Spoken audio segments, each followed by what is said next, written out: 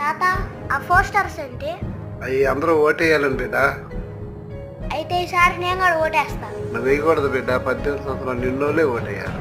వాళ్ళు ఎందుకు వేయాలా? వాళ్ళకి మంచి చెడ్డలు అర్థం అవుతాయి. ఎవరిని ఎన్నుకుంటే అభివృద్ధి జరుగుతుందో వాళ్ళకి తెలుస్తుంది. వాళ్ళు సరైన నాయకులను ఎన్నుకుంటారు కాబట్టి వాళ్ళే వేయాలి. అయితే ఇన్ని రోజులు సరైన నాయకుడిని ఎన్నుకోలేదా మరి?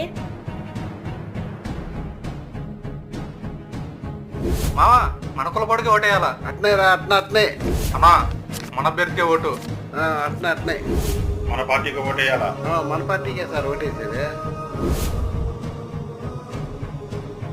Your vote your future.